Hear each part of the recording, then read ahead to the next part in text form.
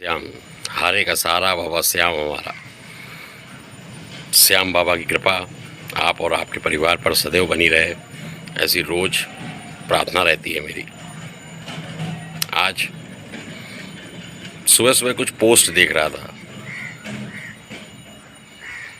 आप सभी भाई बहनों की, तो उसमें एक भाई बहुत दुखी होकर लिख रहे हैं, मैं तो हार गया, बाबा ने मुझे हरा दिया।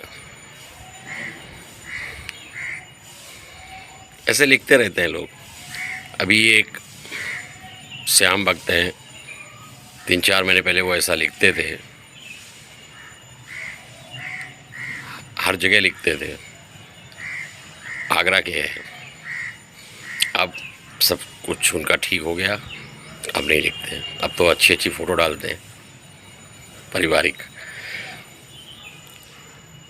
इसमें क्या है कि एक शंकराचार्य की मैंने एक कहानी सुनाई थी आपको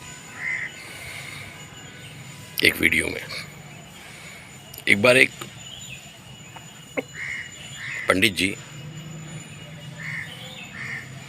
किसी गुरु के यहाँ काफ़ी गुरु दीक्षा ली, काफ़ी सेवा एवा की और कमंडल, माला, पोथी पत्रा सब प्राप्त किया, कई विद्याएं प्राप्त की। उसके बाद गुरु के यहाँ से उन्होंने विदा ले ली, अपने गांव पहुँचे और सोचा इन विद्याओं का प्रयोग करें, इस कमंडल का, इस माला का। लेकिन कुछ हो नहीं पा रहा था। कई साल गुजर गए, वो परेशान हो गए। एक दिन फिर एक हवन कुंड कहीं जल रहा था, कोई था नहीं, उसमें वो गए, अपना झोला, पोथी पत्रा, कमंडल, माला सब फेंक दिया और कहा अब विश्वास उठ गया। तभी ऊपर से 8 पत्थर गिरे, तो और साक्षात देवी प्रकट हुई। उन्होंने बताया कि ये 8 पत्थर जो हैं तुम्हारे पाप गिरे हैं, तुम्हारे पाप कटे हैं इनसे, जो हवन कुंड में गिरे हैं। और फिर उन देवी ने उनको फिर से उनका माला, पोथी पत्रा, कमंडल दे दिया, कह दिया तक तुम्हारे पाप कट रहे थे और अब तुम पुनः स्टार्ट करो, पुनः प्रारंभ करो, अब सब अच्छा होगा, अभी तक तुम्हारे पाप कट रहे थे।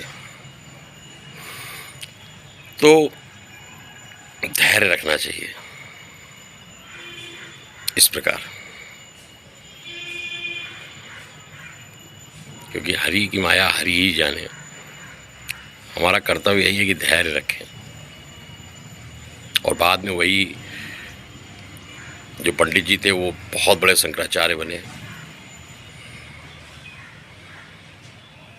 आज का जो शीर्षक है, बहुत से लोगों की इच्छा होती है ईश्वर को पाना है, भगवान को पाना है, अध्यात्म में सर्वश्रेष्ठ होना है। तो मैं अनुभव की बात बताता हूँ कि अपने आप को मुक्त कर दें। ठंडी हवा चल रही है, बसंत ऋतु है, चैत्र मास है, आनंद से बैठे हैं, एकदम फ्री, क्योंकि खाली है, फ्री है, अंदर से खाली है। तभी तो भगवान का नाम ले सकते हैं, भगवान के बारे में चिंतन कर सकते हैं, भगवान के बारे में बातें बोल सकते हैं।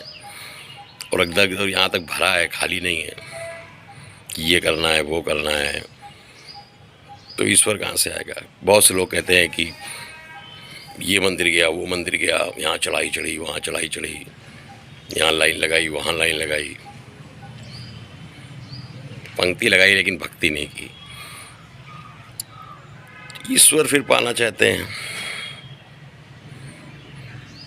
पूरा दिन इस प्रवचन को सुना, उस सत्संग को सुना,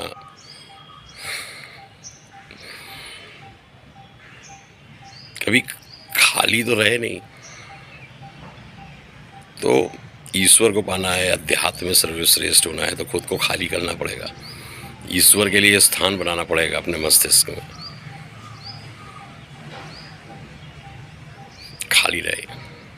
अब ये एक कला है खुद को खाली रखना, क्योंकि मनुष्य है तो कुछ ना कुछ तो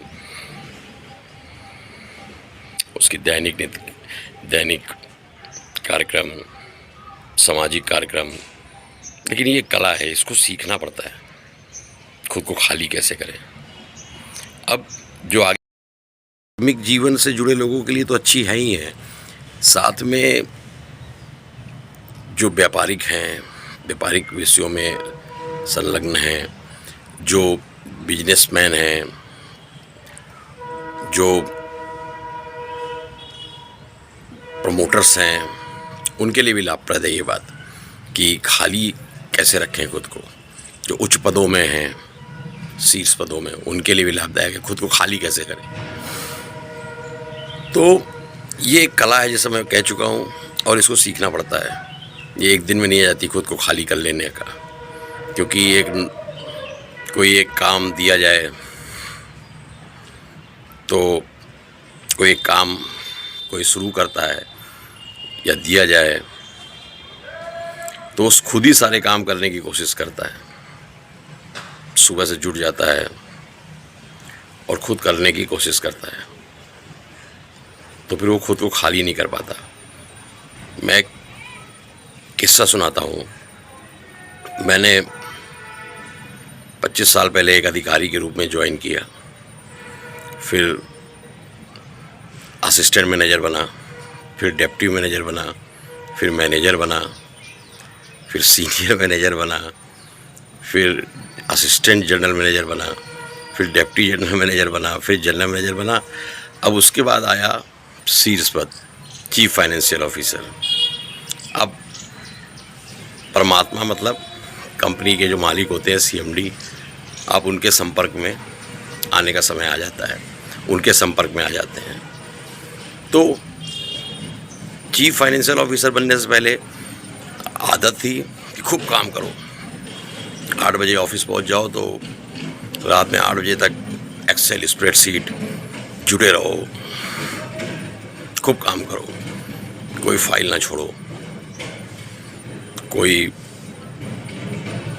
कोना ना छोड़ो, कॉर्नर, जुटे रहो, चाहे बैंकर से मीटिंग हो, चाहे क्लाइंट से मीटिंग हो, लगे रहो, दौड़ो भागो। लेकिन जब चीफ फाइनेंशियल ऑफिसर बना तो मिलना था, जो रिपोर्टिंग होती है वो हो जाती है CMD को, चेयरमैन एंड मैनेजिंग डायरेक्टर को। उनसे मिला मैं, शुरू के 1-2 हफ्ते तो वो मिले नहीं जब मैंने ज्वाइन किया, उसके बाद वो मिले और बोले क्या चल रहा है, क्या हाल चाल है।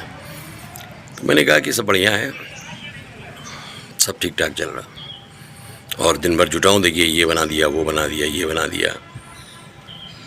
तो उन्होंने मुझसे कहा कि मैं चाहता हूँ कि तुम कुछ ना बनाओ, ये तो तुमसे आने से पहले भी बनती थी चीज़ें, तुम कुछ भी ना करो। अब मैं चौंक गया, क्या मुझे मतलब पसंद नहीं आया मैं, या क्या बात है। कहते नहीं, मैं चाहता हूँ मेरा CFO कुछ ना करे, खाली रहे, खाली बैठा रहे। बड़ा सुन रहा था मैं, वो उम्र दराज CMD थे, बिल्कुल कुछ सोच कर, मैं चाहता हूँ वो खाली रहे हमेशा। और पहला तो वो लोगों से काम करवाए जो हैं, उपलब्ध हैं,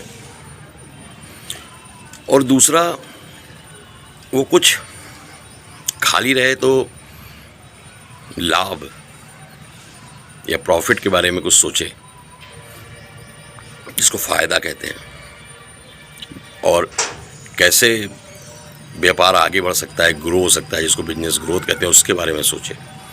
अगर वो डेली रूटीन में लगा रहा तो डेली रूटीन तो पहले भी चल रहा था, तो फ़र्क क्या पड़ा। अब 1000 करोड़ प्रोडक्ट रोज़ बिक रहे हैं, तो उसमें से अगर कहीं उसकी सोच ने 1 रुपये बचा दिया तो एक दिन में मुझे उससे 1000 करोड़ की बचत हो जाएगी। यही सीएफओ से फ़ायदा है। वाह, बहुत अच्छा लगा। ऐसे ही एक बार ऐसा एक किस्सा मैंने पढ़ा भी था हेनरी फोर्ड का, जिनकी फोर्ड मोटर्स है, कि एक बार हेनरी फोर्ड के पास बहुत सारे लोग गए इंटरव्यू लेने। वो तमाम तरह के क्वेश्चन पूछ रहे थे, फिजिक्स के, ऑटोमोबाइल इंजीनियरिंग के, कि इंजन कैसे, कंबस्चन कैसे होता है, इसकी कंबस्चन साइकिल क्या है, इसकी फ्रिक्शन क्या है, इसकी एंट्रोपी क्या है, कार्बन रेटिंग क्या है आपकी कारों की, बहुत सारे क्वेश्चन। तो उनका एक एक करके पूछो। तो उसने कहा बताइए आपके इसकी फिजिक्स क्या है। हेनरी फोर्ड ने वहाँ 5-6 फ़ोन रखे थे अपनी टेबल में। फ़ोन उठाया और एक को बुलाया, उसने बता दिया कि इसकी ये फिजिक्स है। फिर किसी ने पूछा कि हेनरी फोर्ड से कि जो इसमें केमिकल, जो पेट्रोल लगेगा या डीजल लगेगा कारों में, उसकी केमिस्ट्री क्या है। उन्होंने फिर फ़ोन उठाया और अपने केमिस्ट को बुलाया और उसने एक्सप्लेन कर दिया जो इंटरव्यू लेने आए थे उनको। फिर उन्होंने कहा इसकी प्रॉफिटेबिलिटी क्या है जो आप कार। उन्होंने फिर फ़ोन उठाया, सीईओ को बुलाया, उसने समझा दिया इंटरव्यू जो ले रहे थे उनको। अब सारे इंटरव्यू वाले परेशान हो गए कि ये खुद तो कुछ बोल नहीं रहे। तो हेनरी फोर्ड ने कहा कि नहीं, मैं अगर ये सब कुछ खुद जानता तो मैं कभी कार ना बना पाता और फोर्ड मोटर्स जैसी कंपनी ना बना पाता। मैंने वो सीखा कि इन सबसे काम कैसे लेना है और ख़ुद को फ्री रखता हूँ।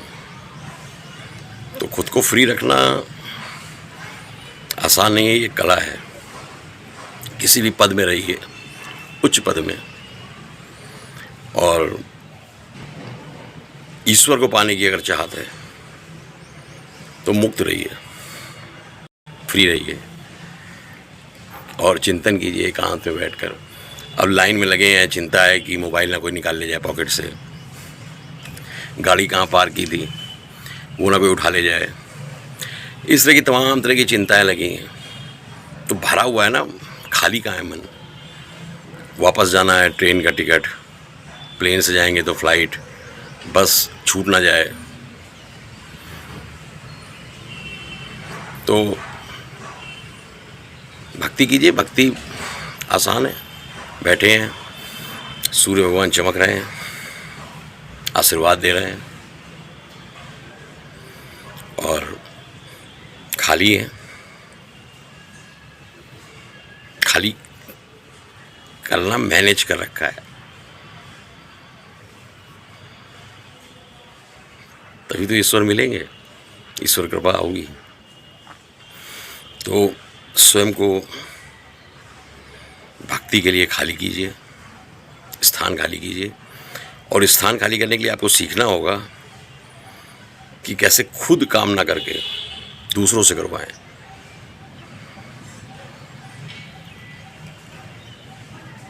तभी तो आप रोजगार क्रिएट कर पाएंगे।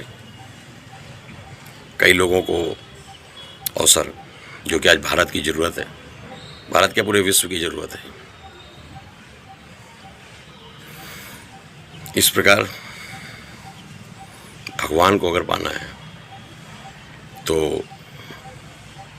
स्वयं को खाली करने का अभ्यास शुरू कीजिए। मैं